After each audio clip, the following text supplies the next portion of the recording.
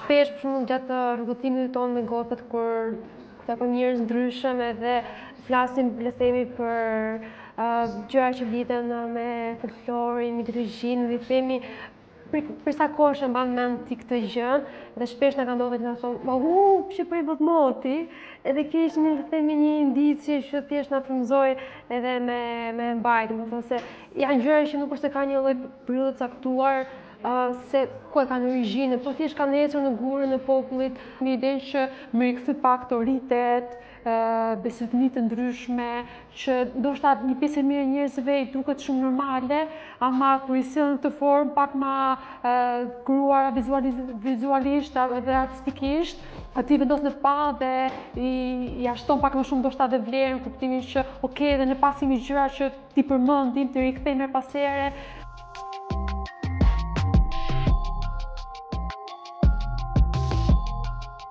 Më shumë për të treguar besën që kishin njerëzit me gjallësat, sidomos me gjarpin, kur dilshin në ardh në sezonin që do të fillonte bujësia, lidhshin besën me gjarpin që ti do më zësh mua dhe unë nuk do të zë ty, nuk do të vras. Një këtë formë është një lloj bese që lidhshin për të rritur të dy bashkë. Edhe kështu që pastaj sezoni do vazhdonte i mbar dhe këtë shprehje e thoshin 3 herë.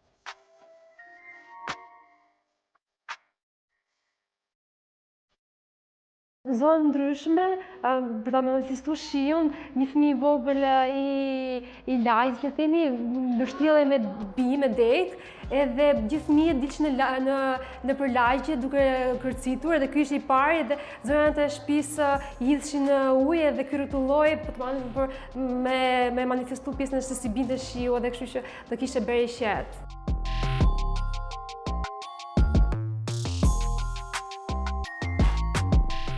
Një pjesë e mirë të pikturave janë inspiruar dhe janë bërë në Beq. Vendi nga vim ne është një nga vendet që na inspiron ma shumë, jemi shumë të lira, të frymëzuara kur jemi atje.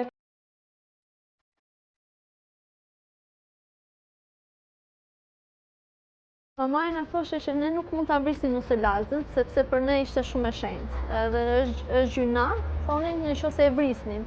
Dhe vetëm mënyrë që ishte është që ta përzinin.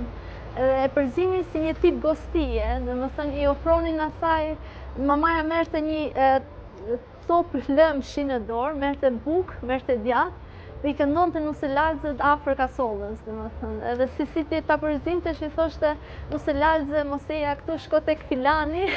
Është e jashtëzakonshme se si njerëzit e ka ruajtur afërsinë me natyrën.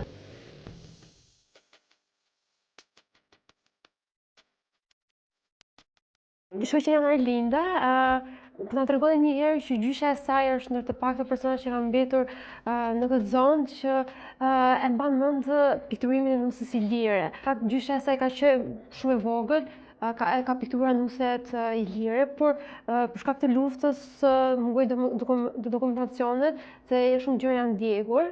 Pas pikturimit të nusës ilire, gjysha shumë e fiksuar me veshjet. Të vetën e saj ka punuar me veshjet dhe janë ndër veshjet më të pastra që mund të kemi, domethënë pasuria e elementeve antropomorfe, lule është kaq shumë evidente në këto veshje sa pastaj imagjino sa kohë është dashur, thjesht më bën le të themi një jelek me punu.